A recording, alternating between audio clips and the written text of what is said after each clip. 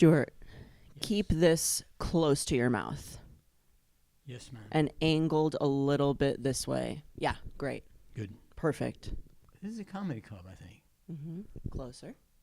Closer. Mm-hmm. This is a comedy club filled with fear. No, not that much fear, really. It's filled with fear. Oh.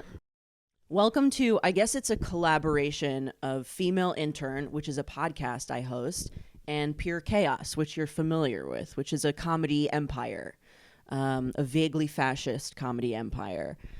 This is a little collaboration episode. And should I look at you? I guess I'll look at the camera. This week, my guest, will you introduce yourself? Yes, I'm Stuart Witt. Mic closer. Mic closer. Okay. I'm Stuart Witt with the mic closer. Here we go. Excellent. Stuart, you started coming to the Pure Chaos mic a little while ago. Can I ask what inspired you to start coming? There were actually human beings here. That's true. Solid. But how'd you find out about it? Found out about. I think I was looking at my computer and I was looking up comedy clubs, and maybe there was something written there or whatever was there. I don't remember, but it attracted me, and Okay. I'm here. Okay, great.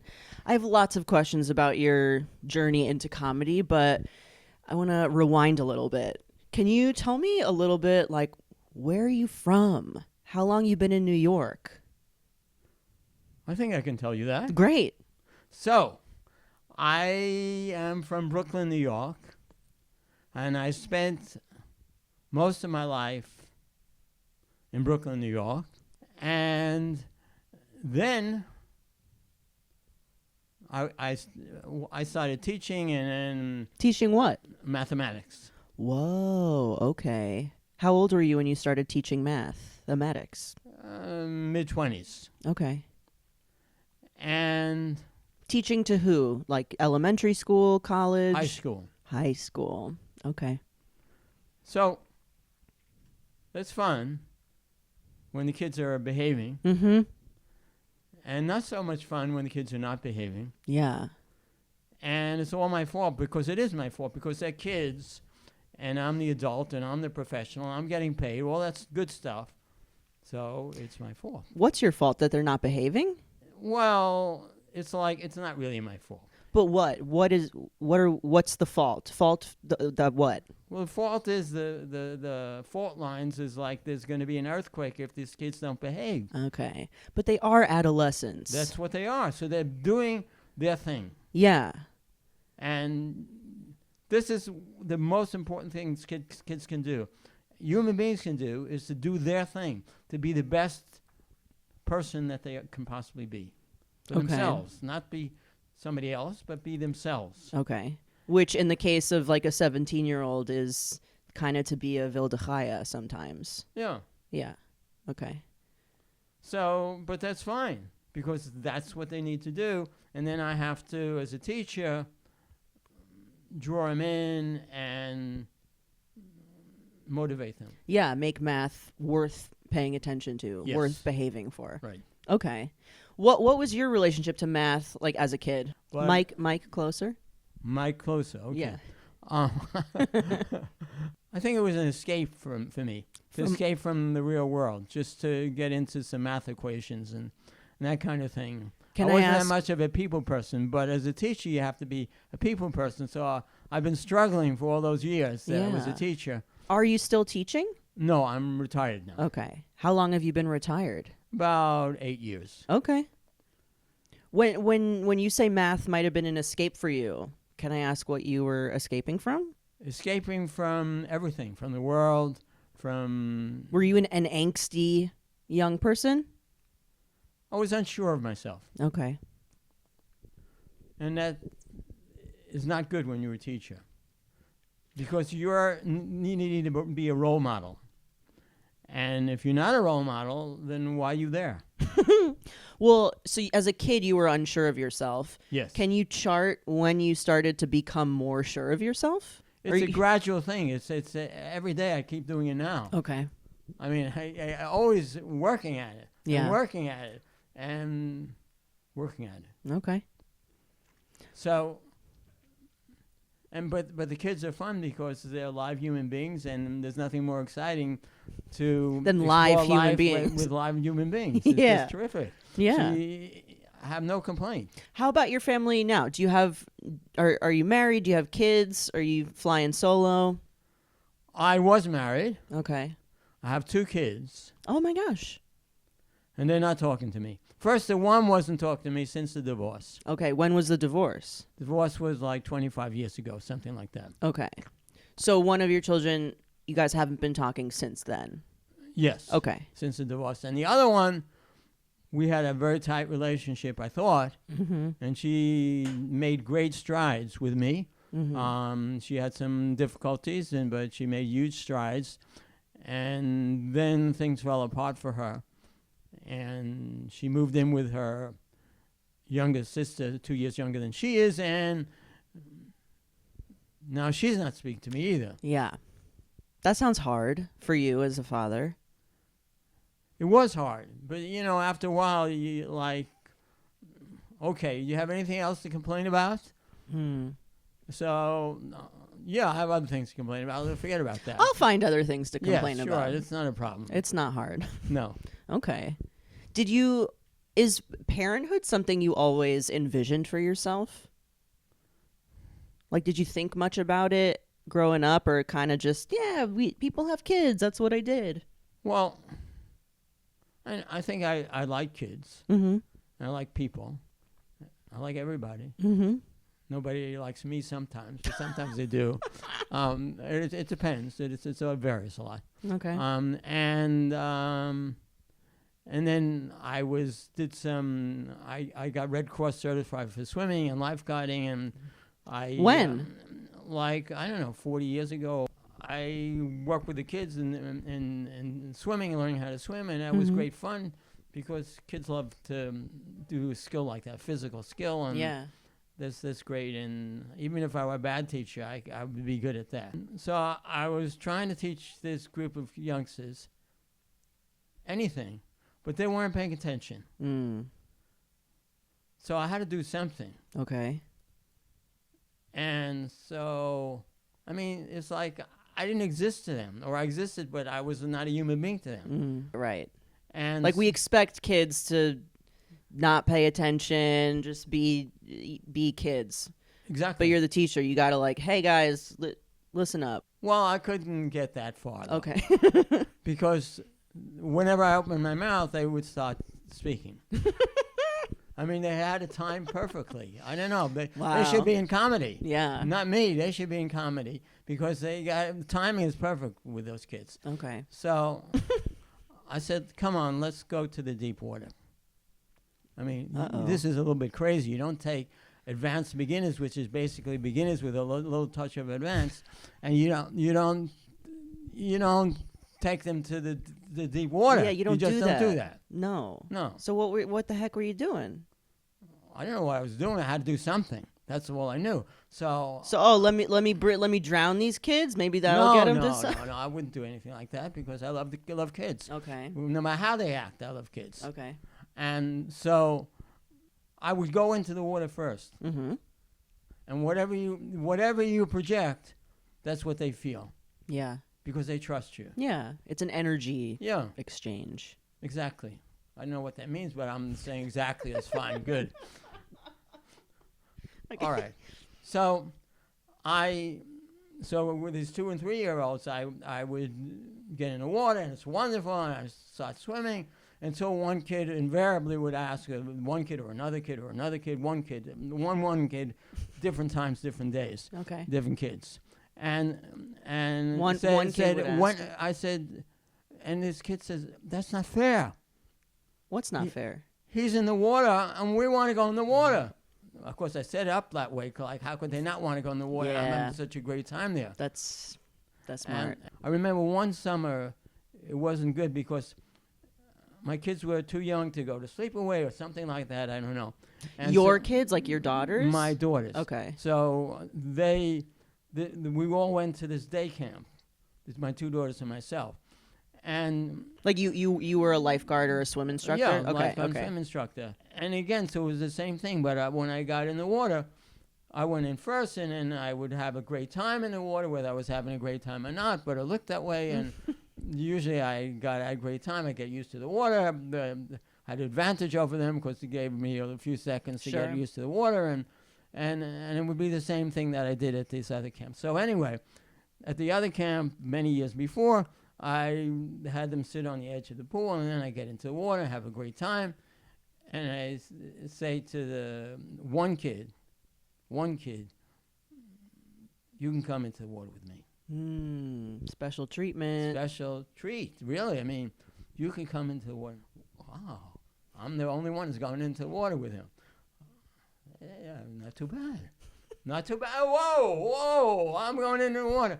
This is the deep water. Yeah, just hold on to the deck and come in and hold on to the deck and kick your feet. You got enough tricks there so that you can get them learning skills. Okay. And they did it, so it was terrific, and it was great, and I loved it, thanks to these wonderful kids. Okay.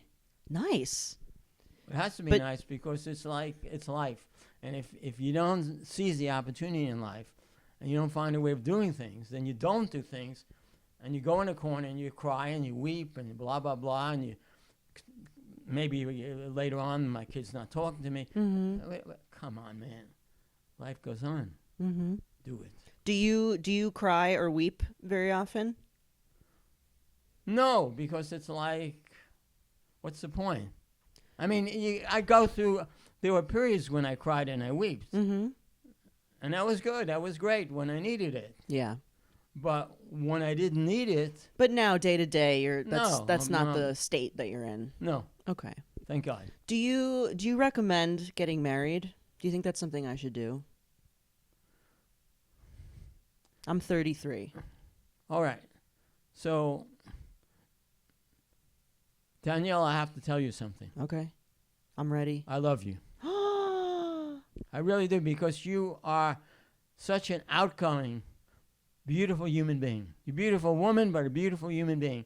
And it's like, but just get to know the person and take them all over. Take them to be with little kids, with older people, everything, so that you're getting to know them inside and out. Don't Do it rush. in- Don't rush into it.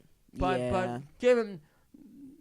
Don't make it an easy thing for them to just join you, whatever, because you deserve better. Yeah, You got to get to know who you're marrying if you're marrying. Yeah. No, I haven't yet met anyone who I thought, oh, I'd like to marry them. So, but I just wonder, because people are still doing it. So many people I know they're doing the thing. And I'm just like, I don't know about that. I'm a child of divorce. And so I'm a little skeptical. I'm not, I don't want to be so jaded. Like, it never works out. I'm never doing, it works for some people. But does. I don't know I'm a little skeptical. So I like to ask people. I would make a suggestion. Okay. My suggestion is find out someplace, whether it's I don't know what, some type of organization or whatever, where they take people, like in their 20s or 30s or whatever, and they test them. They put them in difficult situations where socially they have to be I don't know if they're an organization that like gives. Yeah, what are you talking about? I don't know what I'm talking about, but someplace where you can see if this person's a mensch or not. Okay. Like set up an obstacle course of sorts. Do it. And try to pick people who might pass the obstacle course. Yeah. Yeah, there's no way to give someone a test for every possible scenario, No. but yeah, I shouldn't play easy to get. No, not at all. Question: do you identify as an artist? Well, I did a lot of hobbies. Okay, like what? In my life, like acting, amateur acting, writing poems. I, in fact, published a poetry book. What's it called? Love, Light, Life. Love, Light, Life. Can people buy it?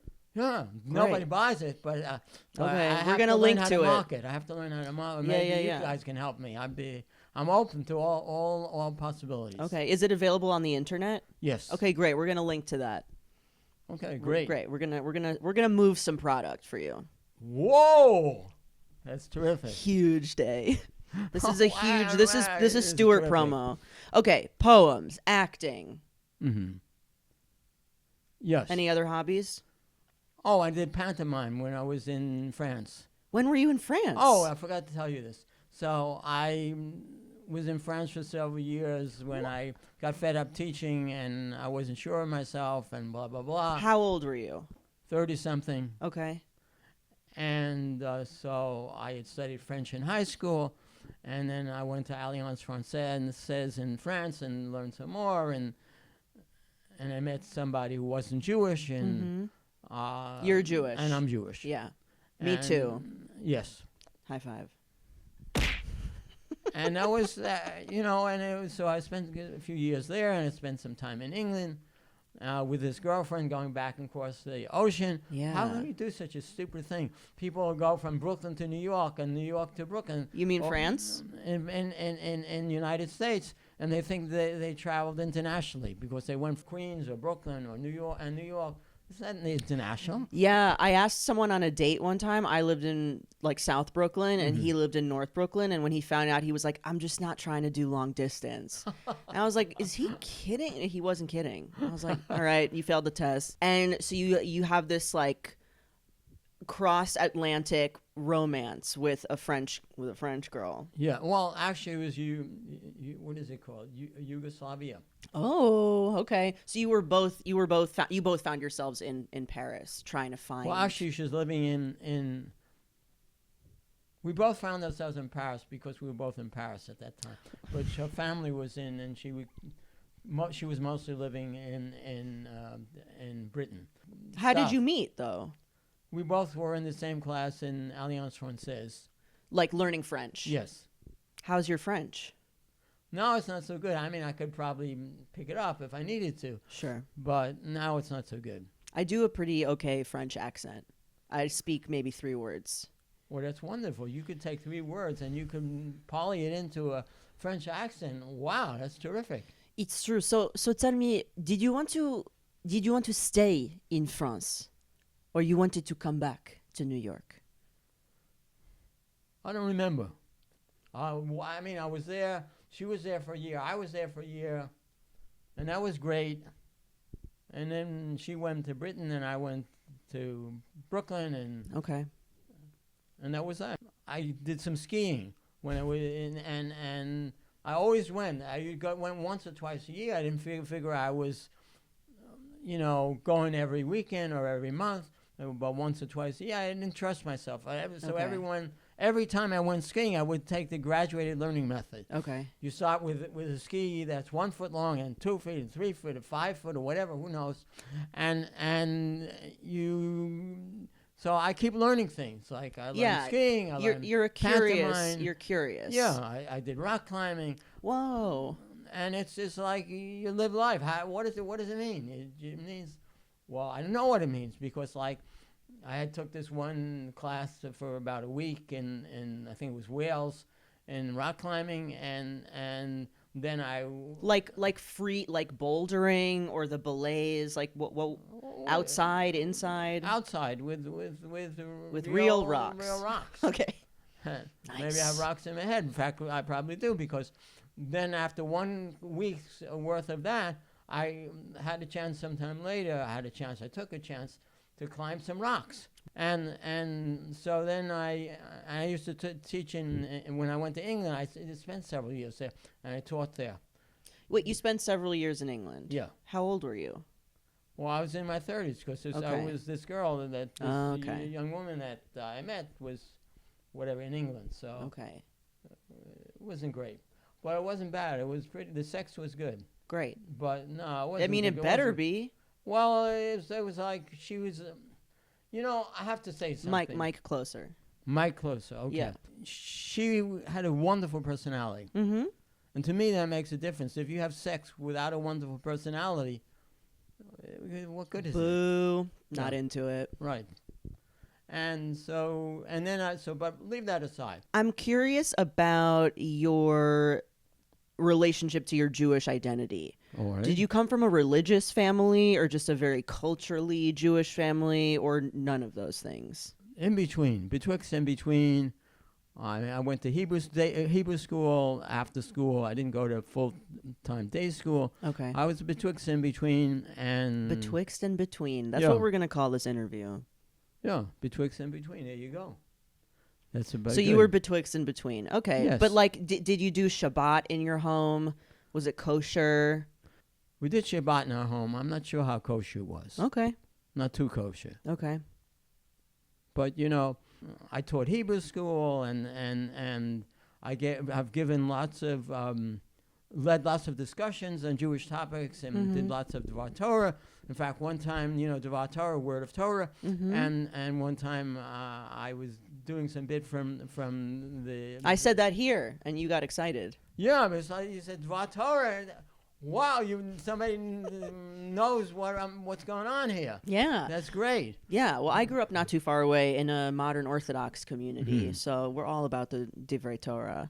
Yes. But I ask about your relationship to the Jewish identity because you mentioned that Yugoslavian sexy lady was not Jewish. Yeah, well, I'm curious if that, like, for me, the first time I dated someone who was not Jewish, it was a massive identity crisis because I was so cloistered in just like a very homogenous Jewish community my entire life. Right. But you're from Brooklyn. You didn't go to day school full time. So I wonder how important that felt to you. I think what felt most important was this young woman actually listened to me. Huge, if true. That's huge. I mean, it's so huge. It's like you're heard. Yeah. You're a person in the world. You count. You're somebody. And that person thinks you're somebody. But there are a couple of things that happen. We went on vacation sometimes, and so we did this, and like in the summer or whatever, and we were in Yugoslavia. And she came from Yugoslavia. She was born in Yugoslavia. And she wanted to get to know some Yugoslavian men there. Where's this going? Yeah. So she said, this guy sees you all shaken up when I'm getting involved or whatever I'm doing with and you don't want him to look down upon you, do you? Can't you just be neutral in your reaction? So I was neutral in my reaction and whatever, but inside not wasn't neutral. good. No. She said, men do whatever they want sexually, but if a woman, married man, married woman, does something not kosher in terms of another man, the men complain. But if the men do something not kosher, that's fine. It's excused. I'm not all men. Yeah, I'm hashtag me. not all men. And I remembered back to Yugoslavia when I was put in the background. And then again, it was like defending that kind of thing. I said, yeah, I don't like this. You're like, I'm not into the polyamorous lifestyle. Not for you. No. So forget that. Yeah. And it took me a few months to really make the decision. Yeah. I was writing letters back and forth to a professor I had. And professor of what? Math? Of statistics. He was one of the great professors of the world. Whoa, who was it? In Deming. Professor Deming? Yeah. Shout out. E.W. Demings or D.W. something Demings. And one of the greats. I don't know his name, but he was great. Anyway. So, see, I'm relaxed. I can laugh at myself. Yeah. So that's good because especially if you're a teacher or if you're doing comedy or if you're being a human being, it's good to be able to laugh at yourself. Okay. I mean, I don't have all that many good qualities, but at least I have that. Do you really think you don't have a lot of good qualities? Well, when you're able to laugh at yourself, then that feeds into a lot of other good qualities. So okay. There you go.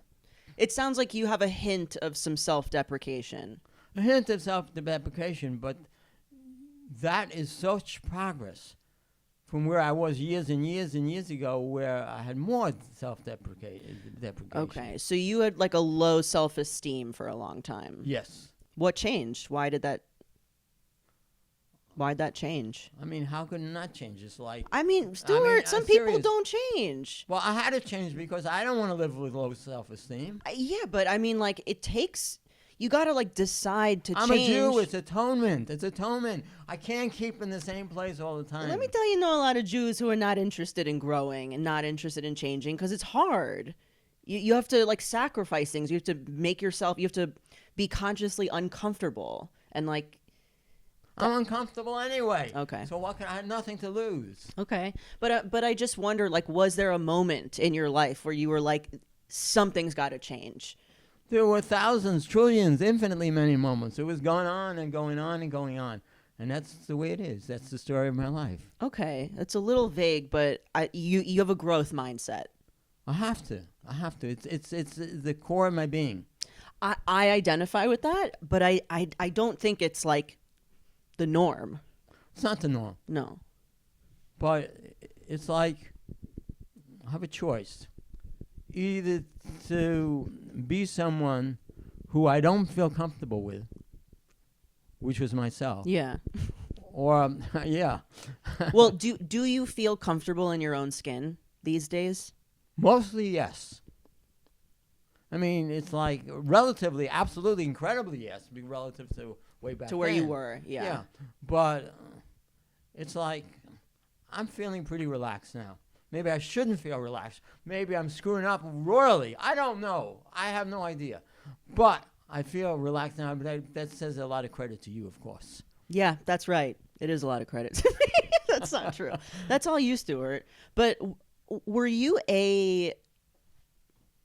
like a student of comedy for like since childhood? Were you always like were there comedians you were always listening to? Like, was your family funny? Were you listening to comedy records? Did you go to shows? No, none of it. I mean, like, I don't do comedy when I'm on a mic.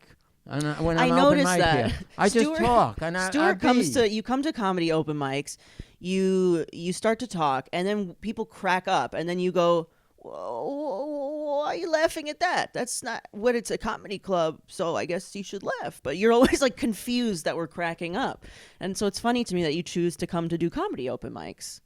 Yeah, well, that's the whole point. The whole point is, I mean, I did some, mentioned before, some acting. Yeah. And some of it was comic and some of it was not, and amateur acting. But it's like, to me,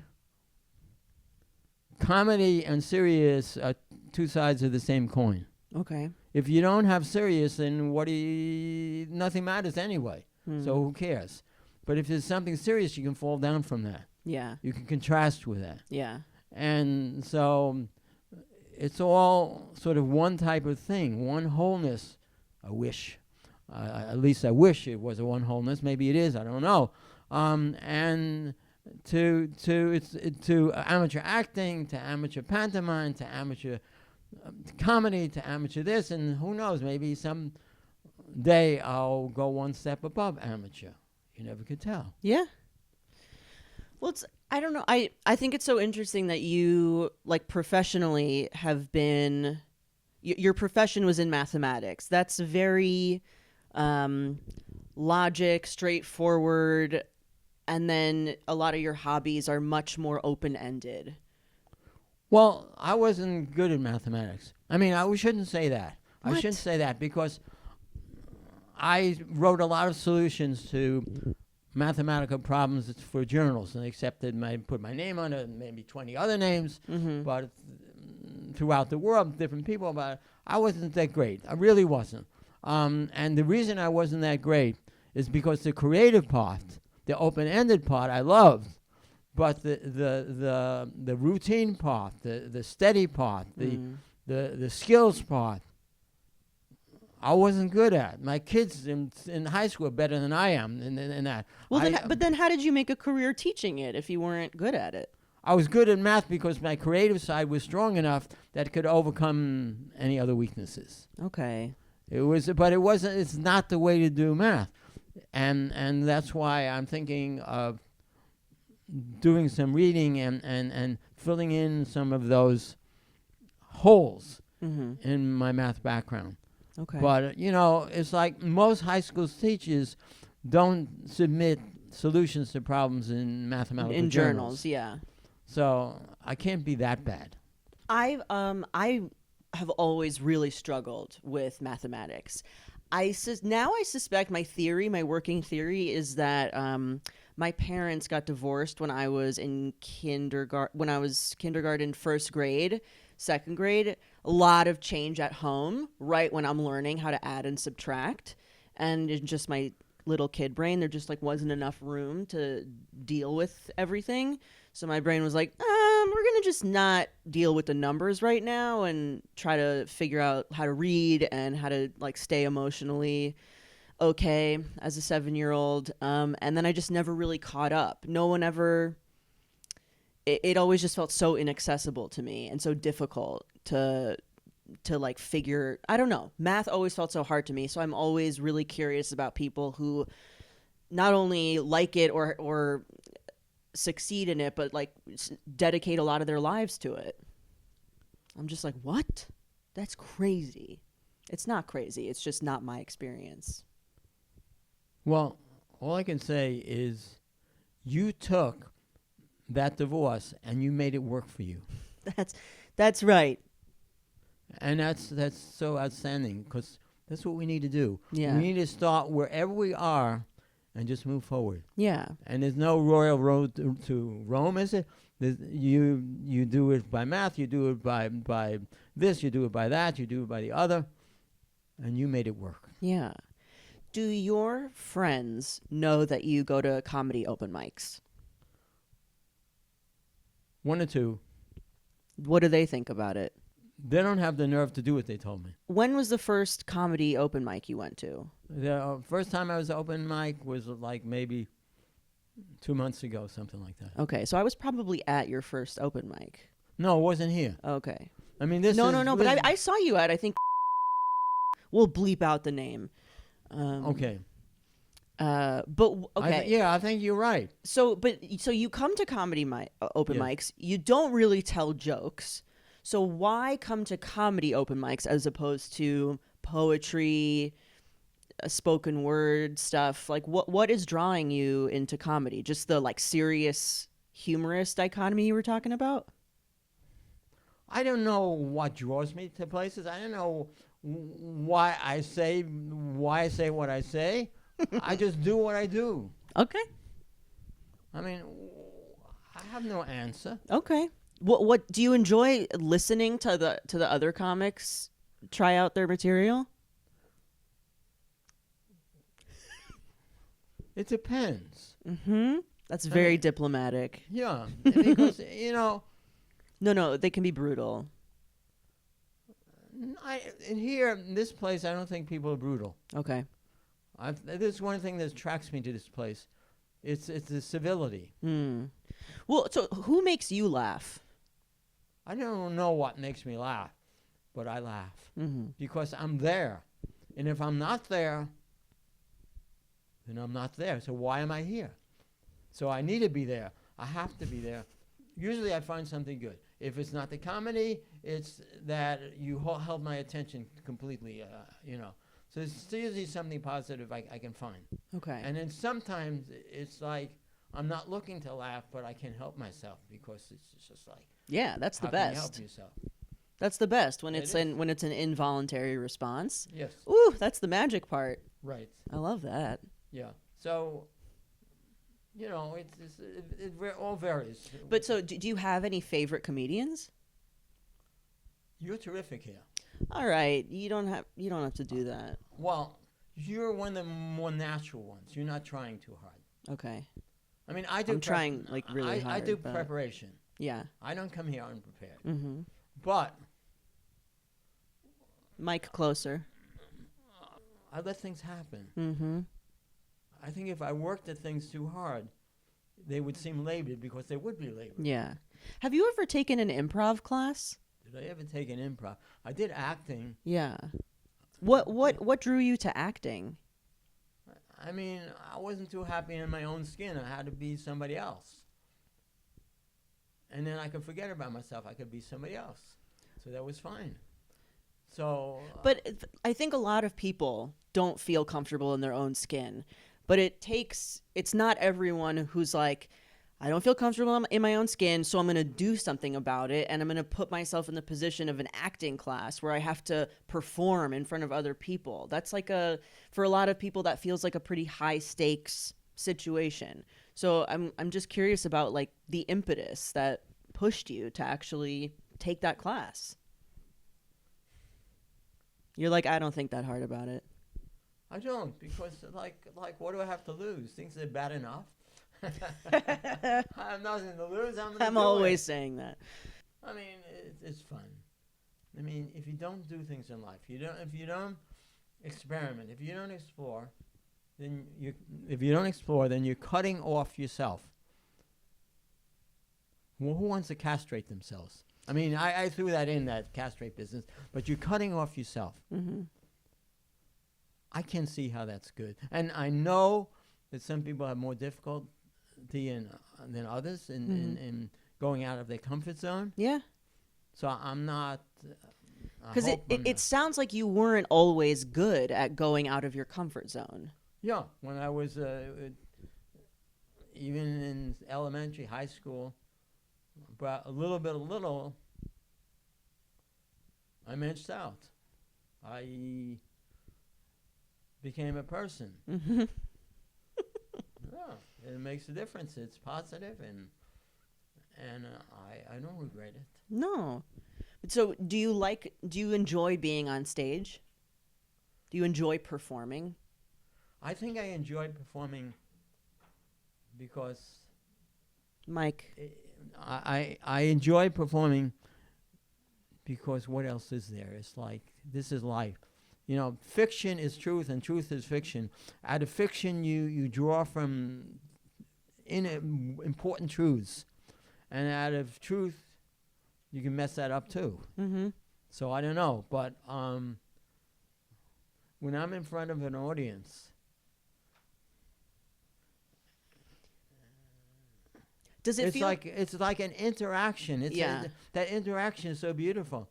It's like... Does it feel okay. different from teaching? For me, no. Okay. For anybody else, yes. I mean, for me, I'm going through my own route, my own mishigas, and my own whatever, and whether I'm teaching or whether I'm doing acting or whether I'm doing comedy or whether I'm doing pantomime or whether I'm whatever. So it's like, man, I'm in heaven. Mm-hmm. I'm interacting. Yeah. Whether it's teaching or whatever. That's beautiful. Thank God. Mm-hmm.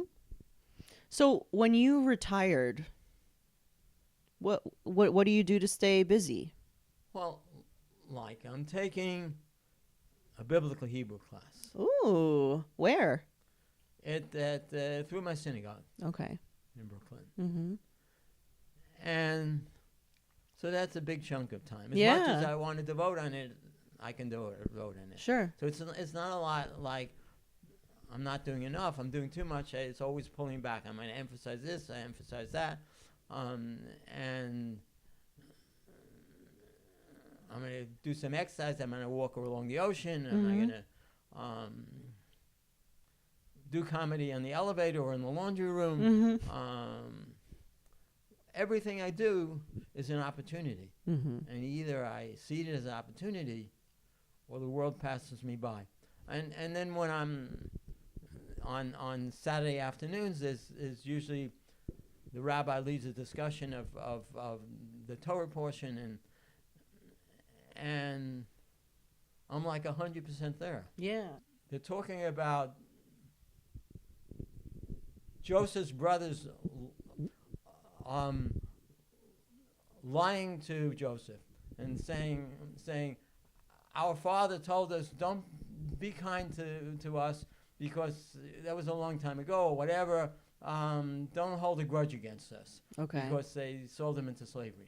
So... Okay, so for people who don't know the story of Joseph, yes. Right, the brothers were annoyed at him because he was kind of a diva. Yes. The dad favored him. They Yes. were like, we can't take this anymore. We're going to beat you up, take your coat, throw you in a ditch. Actually, let's make some money off of you, sell you into slavery. Little do they know, Joseph becomes, a servant in a house, then gets put in jail because he gets blackmailed by his boss's hot wife. Whatever. Fast forward, he becomes like viceroy to the king. Then there's a famine, and all the brothers come to Egypt, and they're like, we're starving. Please give us some food, viceroy. They don't recognize that it's Joseph. Right. He finally reveals himself, and they're like, please don't hold a grudge against us. Okay, so I just wanted to recap. Yeah, that's fully in. It's beautiful. So the brothers, after the father dies, I think it was, the brothers lie to Joseph, and they said, Father said, be good to your brothers. Forgive them. So the rabbi is sort of waffling here and there, or maybe he's giving a chance for the people that he's teaching to say something. And I say, well, talking about lying, talking about, and the idea was suggested that it was for peace in the family. So I said, well, Aaron, Moses' brother, is known for seeking out peace. Why don't we ask Aaron, if this is okay to lie in a situation like that? So the rabbi doesn't know what to do with what I'm saying. It's like out of left field. And then he finally picks it up and he gets the idea, which I had in my head. Yeah. Because I'm not that stupid. He says, yeah, what about Aaron? What happens? And he said, what happened with the golden calf? Well, how did it get formed? And nobody's answering. So I answer. So Aaron said, I put the gold in the hot water, and all of a sudden it turned into a golden calf. It wasn't my fault. It just happened. Crazy. Absolutely crazy. So I wanted to tie in the lie that Aaron made with the other one, and he tied it in finally. It took the rabbi a little time, but you asked me before how I'm spending my time. I'm spending time in each thing that I'm doing. Yeah. And that's like the way really it is. committing to it and being there. Yes. Yeah. Man, Stuart, you're an interesting guy. Wow. That's the best comment I have had all day long. That's terrific. That's awesome. Do you feel like there's anything I didn't ask you, or like that you wanted to talk about that we didn't get to? I don't think so, because it's like I feel this interview is genuine, and it covered a lot of ground. Yeah. And so be it. Okay. Thank you so much for doing this. Well, the pleasure is mine. What a treat. Me too. All right. Bye, everyone. And if you find the right guy, get married. I don't think so.